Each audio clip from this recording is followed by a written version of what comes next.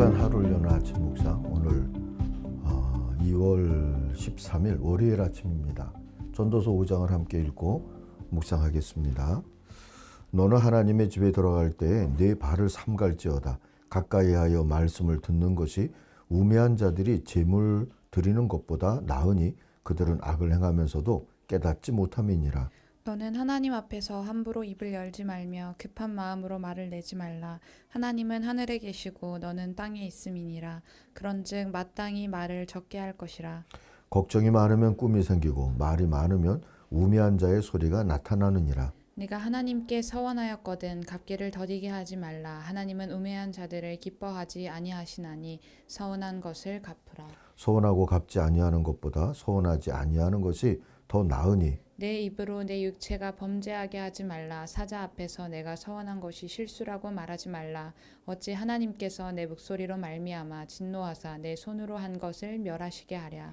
꿈이 많으면 헛된 일들이 많아지고 말이 많아도 그러하니 오직 너는 하나님을 경외할지니라. 너는 어느 지방에서든지 빈민을 학대하는 것과 정의와 공의를 짓밟는 것을 볼지라도 그것을 이상히 여기지 말라. 높은 자는 더 높은 자가 감찰하고 또 그들보다 더 높은 자들도 있음이니라. 땅의 소산물은 모든 사람을 위하여 있나니 왕도 밭의 소산을 받느니라. 은을 사랑하는 자는 은으로 만족하지 못하고 풍요를 사랑하는 자는 소득으로 만족하지 아니하나니 이것도 헛되도다. 재산이 많아지면 먹는 자들도 많아지나니 그 소유주들은 눈으로 보는 것 외에 무엇이 유익하랴. 노동자는 먹는 것이 많든지 적든지 잠을 달게 자거니와 부자는 그 부요함 때문에 자지 못하느니라. 내가 해 아래에서 큰 폐단되는 일이 있는 것을 보았나니 곧 소유주가 재물을 자기에게 해가 되도록 소유하는 것이라. 그 재물이 재난을 당할 때 없어지나니 비록 아들은 낳았으나 그 손에 아무것도 없느니라. 그가 모태에서 벌거벗고 나왔은즉 그가 나온 대로 돌아가고 수고하여 얻은 것을 아무것도 자기 손에 가지고 가지 못하리니 이것도 큰 불행이라. 어떻게 왔든지 그대로 가리니 바람을 잡는 수고가 그에게 무엇이 유익하랴. 일평생을 어두운 데에서 먹으며 많은 근심과 질병과 분노가 그에게 있느니라. 사람이 하나님께서 그에게 주신 바 그 일평생에 먹고 마시며 해 아래에서 하는 모든 수고 중에서 낙을 보는 것이 선하고 아름다움을 내가 보았나니 그것이 그의 몫이로다. 또한 어떤 사람에게든지 하나님이 재물과 부요를 그에게 주사 능히 누리게 하시며 제 몫을 받아 수고함으로 즐거워하게 하신 것은 하나님의 선물이라. 그는 자기의 생명의 날을 깊이 생각하지 아니하리니 이는 하나님이 그의 마음에 기뻐하는 것으로 응답하심이니라. 아멘. 겸손하게 묵묵히. 오늘 묵상의 제목입니다. 13절 16절 요절로 삼습니다. 비참한 일을 보았다. 아끼던 재산이 그 임자에게 오히려 해를 끼치는 경우다. 다른 비참한 일도 보았다. 사람이 온 그대로 돌아가니 바람을 잡으려는 수고를 한들 무슨 보람이 있는가. 자, 이 요절대로라면 우리 인생 여정이 너무 목표 지향적이거나 승리 지향적인 경주가 되지 않도록 조심할 필요가 있지 싶습니다. 재산 형성을 목표로 삼았고 또 그것을 이룬다 한들 그게 꼭 행복한 건 아니지 않느냐 하는 질문이 오늘 말씀 가운데 있죠. 10절 보세요. 돈 좋아하는 사람은 돈이 아무리 많아도 만족하지 못하고 부를 좋아하는 사람은 아무리 많이 벌어도 만족하지 못하니 돈을 많이 버는 것도 헛되다 했어요. 또한 11절도 보니까 재산이 많아지면 돈 쓰는 사람도 많아진다. 많은 재산도 임자에게는 다만 눈여기에 지나지 않으니 무슨 소용이 있는가 하고 묻습니다. 오히려 그 돈, 그 재산으로 인해 해를 입기도 하는 이야기도 하죠. 12절 보세요. 적게 먹든지 많이 먹든지 마기를 하는 사람은 잠을 달게 자지만 배가 부른 부자는 잠을 편히 못 잔다 했어요. 재벌집 막내 아들인가 하는 드라마가 있었죠. 그 드라마를 보니 돈 많은 재벌들도 편치 않구나 하는 것이 좀 보이더라고요. 13절 이하를 공동번역으로 한번 읽어볼게요. 불운이 닥쳐 재산이 달아나 제 몸에서 난 아들에게도 물려줄 것이 하나 없이 세상에 떨어졌을 때처럼 알몸으로 돌아가더라. 인생이 그렇더라는 거죠.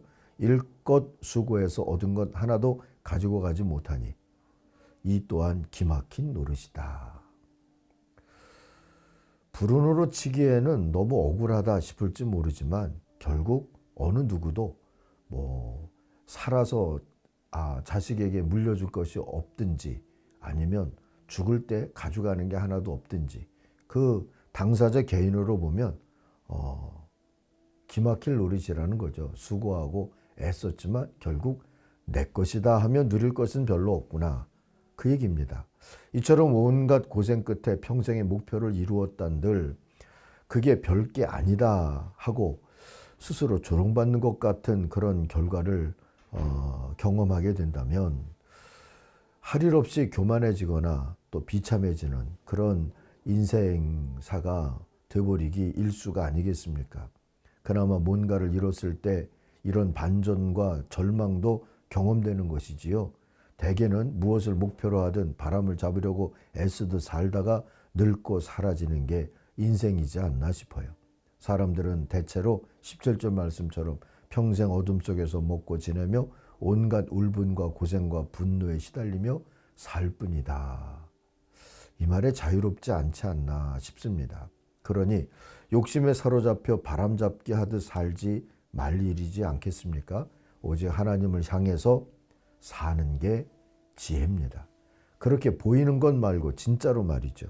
1절 이하에 보니까 하나님의 집으로 갈 때 발걸음을 조심하랍니다. 어리석은 사람은 악한 일을 하면서도 깨닫지 못하고 재물이나 바치면 되는 줄 알지만 그보다는 말씀을 들으러 갈 일이다 했어요.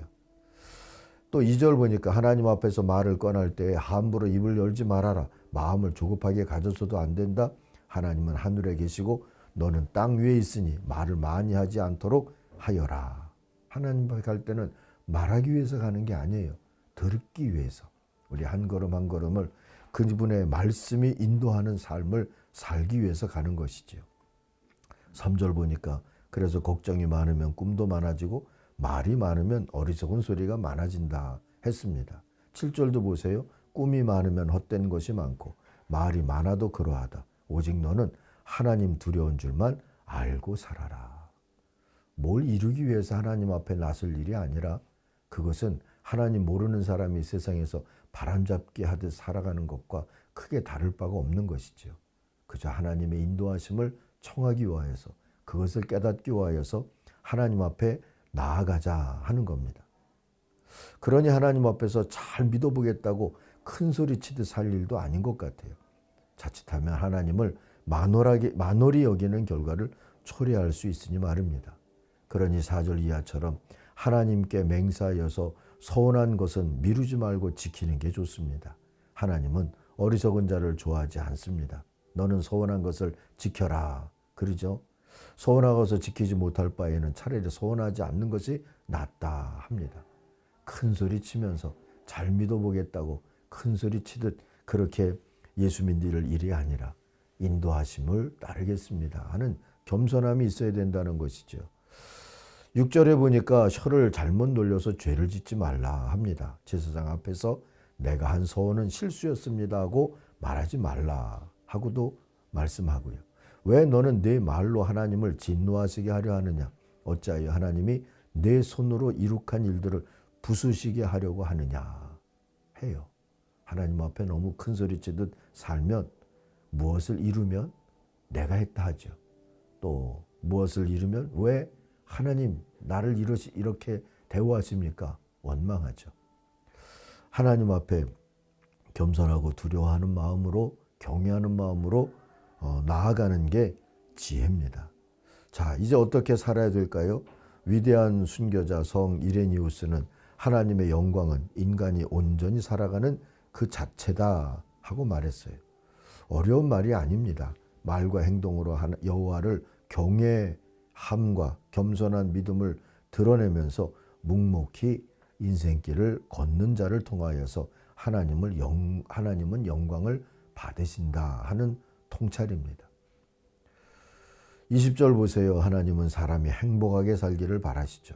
그러니 덧없는 인생살이에 크게 마음 쓰지 말고 오직 두렵고 떨림으로 묵묵히 오늘을 사십시다. 너무 어제 일에 매여 있지도 말고 내일 일에 허황한 꿈을 꾸지도 말고 오늘을 하나님과 함께 걷는 복을 누리며 살자는 것이지요. 18절 보십시다. 그렇다. 우리의 한평생이 짧고 덧없는 것이지만 하나님이 우리에게 허락하신 것이니 세상에서 애쓰고 수고하여 얻은 것으로 먹고 마시고 즐거워하는 것이 마땅한 일이요 좋은 일임을 내가 깨달았다. 이것은 곧 사람이 받은 몫이다. 오늘도 하나님이 내게 허락하신 내 몫의 삶을 누구와 비교하지도 말고 어제와도 비교하지도 말고 내일의 꿈 때문에 오늘을 초라하게 여기지도 말고 감사로 오늘 하루를 기뻐하며 살아가는 복된 날 되시기를, 그런 자족의 은혜를 누리시기를 주 이름으로 축원합니다. 기도하겠습니다. 하나님 아버지, 자족의 복을 알도록 우리를 인도해 주시옵소서. 욕심을 위해 주님 앞에 나아가기보다 욕심을 내려놓고 주님을 따르면서 그 일로 자족할 줄 아는 하나님의 사람들이 되게 하여 주옵소서. 예수님의 이름으로 기도하옵나이다. 아멘. 하늘에 계신 우리 아버지, 아버지의 이름을 거룩하게 하시며 아버지의 나라가 오게 하시며 아버지의 뜻이 하늘에서와 같이 땅에서도 이루어지게 하소서. 오늘 우리에게 일용할 양식을 주시고 우리가 우리에게 잘못한 사람을 용서하여 준 것 같이 우리 죄를 용서하여 주시고 우리를 시험에 빠지지 않게 하시고 악에서 구하소서. 나라와 권능과 영광이 영원히 아버지의 것입니다. 아멘. 각자 기도하겠습니다.